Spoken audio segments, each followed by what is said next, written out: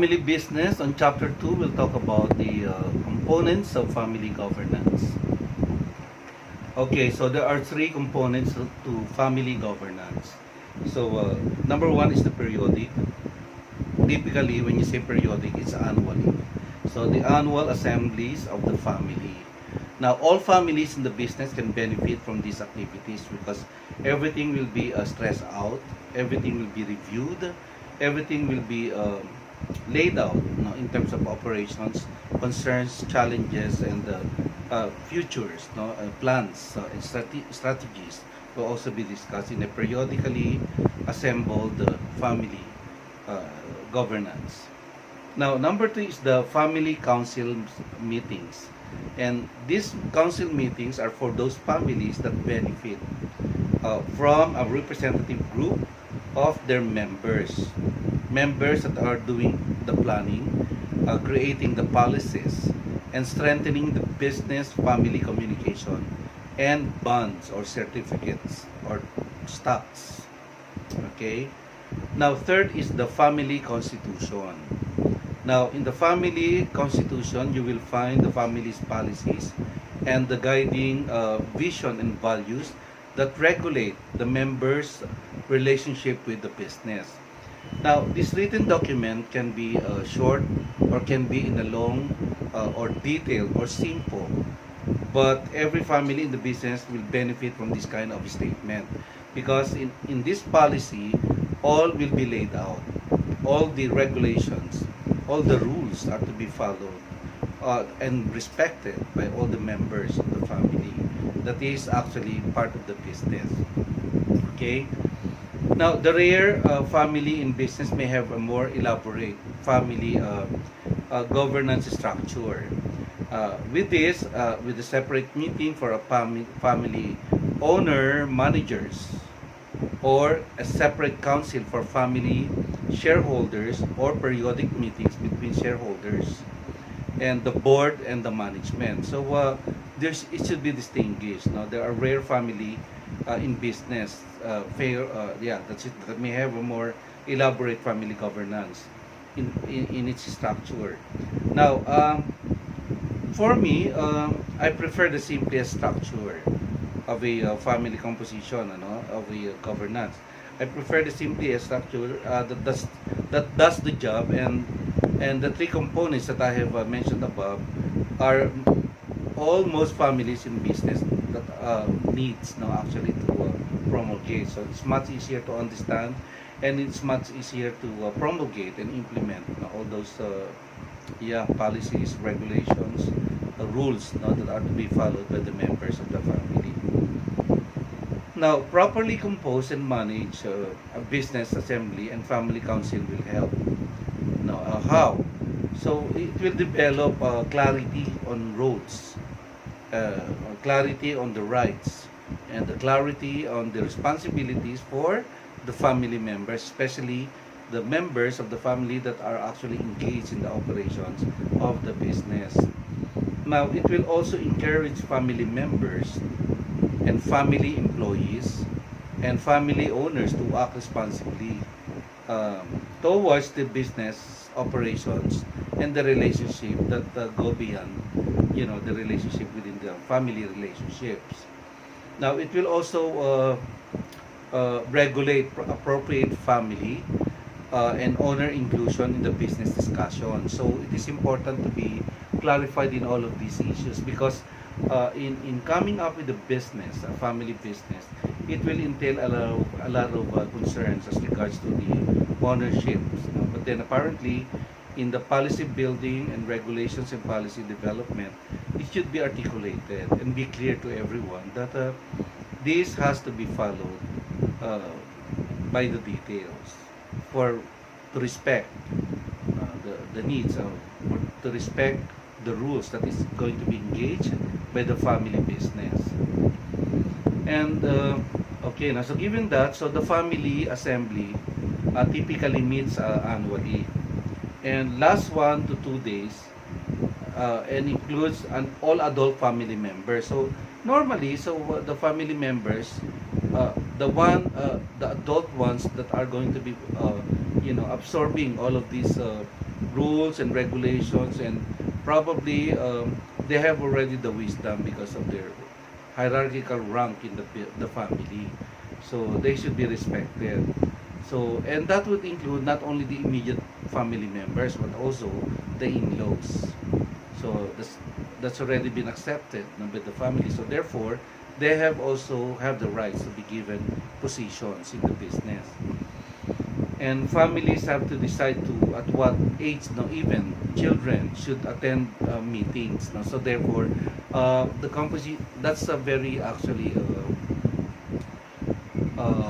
very how do you call it, has to be articulated. Even when you say the family business, will that include only a representative coming from a member of the family, or has to be engaged by the adult members of the family, or the young members of the family even should be included. So these things has to be clarified in a policy, in the policies and regulations to be agreed upon by the members. Okay, so children should attend. So that's a very good, concerns. Actually, are they going to be allowed? And when you say children, it has to be uh, defined. When you say children, what age? No, that will it include? No, when you say children, how, what age should there be considered? Should there be considered as children? Okay, and in most family member I'm meaning meetings, no, and also family business meetings, most families start bringing the younger generation into the meetings, and some as young as 16 years old, no? So there are cases that presents like that. Now for the young children, the family should still consider organizing some group activities that are appropriate, where the children can begin to learn and about the business, and then develop relationship with their siblings and cousins or immediate relatives. So these are the things that the family business actually are integrating in their rules of engagement. Now young children, as again, and also 16 years old, there's based on research and the references, and but then the activity should be geared towards coming up with activities that would enhance their learning about the operations and the knowledge about running their business. So, and yeah, amongst their cousins and immediate yeah family members. Okay. Now, the family business systems. Now, what are the structures? So the family assembly activities would include learning about the business through presentations by family and non-family managers. So it is important that these two, the family should get third opinions or opinions coming from the outside forces for to avoid biases and for proper learning procedures. Okay, so non-family members as managers, no, so there, and they will be discussing or not deciding, no, but deciding would be coming from the decision makers, which are the board of directors, no, members. Now discussing the direction of the company, uh, discussing members who are going to be educated about what the company does, or about the important skills like reading financial statements has to be articulated to the managers of the family members and the would-be managers as a family member. Okay, it is also a good forum to get updated on changes in the family, uh, changes in terms of important events and accomplishment of the company, and on the changes in the ownership, because along the way there will be policies on the changing of the ownership, and to avoid familiarity and to avoid biases and all of those stuff, no? So that is to be integrated in the policy building. Now, uh, okay, so there, and for there are any for example, have any shares of stocks changed hands since the last meeting? And when you say last meeting, it's about, a year after. Or are there new tax laws that would provide the shareholders need to be aware of? So these are the things that are, to be discussed. When specifically important is the participation of the external member managers, which are not member of the family. Okay, so there. For example, another example is that if your family has 15 or fewer adults, you may be able to have in-depth discussions on how to create plans and policies during the family assembly meetings. And then when the family grows beyond this size, certainly families generally benefit from having a family council, because everything will be talked about, everything will be articulated upon there, and the family council can perform all of the following duties that, for example, plan family assembly meetings, which otherwise the CEOs usually has to arrange. Okay, so the higher manager level should arrange a family assembly meetings, and it should be planned. The council can also discuss current business or ownership and the family issues and the directions, and keep the family informed about all of these happenings. And then the council will also help the family reach decisions and speak with one voice about its goals. It's important for them to be able to identify with themselves with achieving the goals. Now it will also help the family keep the board of directors informed about the family views about the company, and maintain a dialogue with the board about the key business policies and plans, consultations, analysis about the policies being promulgated and implemented. Now, it can also help develop plans and policies that is in conjunction with the board that regulate family activity with the business. Now, the council, the assembly will also guard against family interference with the business, while seeing that the family's key goals are satisfied. It will also develop loyal, informed, contributing family shareholders. Okay, so there. Now, the assembly will also scout the family for business talent. You can see, new fresh talents coming from your family based on that assembly. Now, that assembly will also create educational events or otherwise encourage the education of the family members about how to run and the knowledge about the business. And the assembly will also plan family social gatherings and rituals, and that will help to create healthy, harmonious family relationship. It's important for the family not to, to have a very strong one, to avoid conflicts in the future, especially when running the business. Now, any family council that accomplishes these tasks will strengthen the family's relationship and the business and its discipline, and it's valuable to resource for the management and the board as a whole. Okay. Now, the family council can be composed in several ways. So the typical way being one member elected per family branch. Each one has to have a representative. And one should try to compose the family council so that it will look like a family. A family having adequate representation of all the generations, both genders, even in-laws, or actives and passive owners. They can be active in the operation, or they can be just watching on the side as passive owners.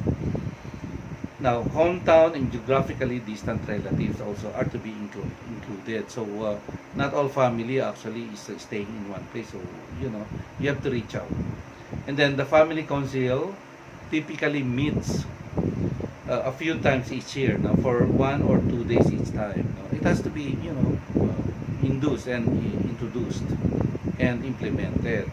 And most families actually reimburse in all of these meetings. Now, reimburse family council members for their expenses, but do not offer any compensation for it, for the services that they're being rendered. So, while other families feel at least a modest compensation is warranted and earned because, based on the participation, and that is going to be cleared upon in a, in the policy making body by the board of directors. Another one is that families in business need to nurture the members' feelings of trust and pride, concerning the family business, as well as build a sense of teamwork to keep a family committed and disciplined in its relationship to the business. Now, it is wise, therefore, that the family council and family assembly council now and family assembly to emphasize the consensus decisions around the family goals and policies, and the openness to various viewpoints, as well as a significant transparency in the company operations, decision making, and ownership holdings even. So they have to be honest and transparent. Now, if the family is reluctant to engage in the discussion, it needs to have in the family council, uh, yeah, it has to be represented by some of the members. Now, out of concern about potential family conflict, no? So there are things that somehow we try to understand why a family member does not want to engage himself or themselves into a discussion to avoid the family conflict. Okay, so not understanding what this group should do, or just being shy in these meetings. Now, so these are character behaviors that are to be also understood, no, by some other members. Now, for the family meetings, or to be successful, yeah, you can hire a facilitator that is not part of a member, no? So family member. So hire a facilitator and help organize the meetings, because this outsider doesn't know any concerns about our family conflict, if there is any. Okay, so that would provide a very good and unbiased, directions to the family assemblies. Now, good structures that would address the right topics are costly a waste of time. So there. Okay, so it has to be articulated well. It has to be done well. So there, because it will entail a lot of cost. So bringing all these family members to a assembly is really tough, and needs a lot of addressing of concerns. Now, I want also to point out that again that the family council or family assembly will complement rather than replaces the board of directors or the CEOs. So the family council will set policies for the family and recommends policy that concerns the family to the board, such as around the family, employment, and in the business. Now, the board of directors sets policy also for the business, and may also make recommendations to the family council in the matters that concern the business. So, all about the business. Now, the board and the family council should coordinate their work and not overstep each other's domains. So, they have to respect the domains of those family members that has given responsibility for a particular task. And coordination may take the simple form of having the council and the board update each other periodically on their important objectives, having an annual joint planning sessions, or having a board member sit on the council, or vice versa. So again, I offer the least complicated solution to achieve this adequate communication and coordination amongst and between these two groups. The family constitution articulates a family's vision for itself and the business. Its core values and the policies and guidelines that maintain family discipline. Among the policies a family council might create, and that would include the employment standards for the next generations and the career development policies for family employees, the family compensation, succession process, including retirement ages, ownership, including buy or sell agreement, dividends. Okay, so these are family council might create. Okay, now because of this topic, each ownership are clearly business policy areas. The family council would consult even with the board and get the board's endorsements and the approval of this policy now and to become official. Now typically the family council also gets the approval of the family assembly before issuing a policy for the family. Okay, and the coordination of the family council and the family assembly with management and the board on some key plans affecting family companies. Okay, so these are to be articulated actually. Another concern is that treating the family in a more formal organizational way can feel a bit strange.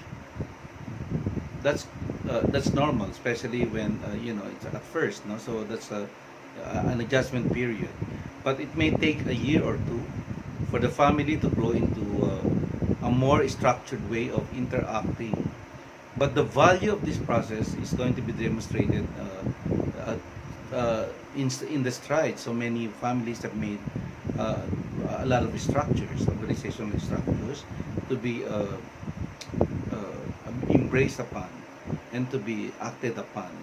And they have learned that in discussing issues that it can be sensitive and will raise complicated feelings there. No? So a little structure is a family's best friend actually, for it to be able to articulate a more structured hierarchical responsibility for each of the member of the family that is operating or part of the operations of the business.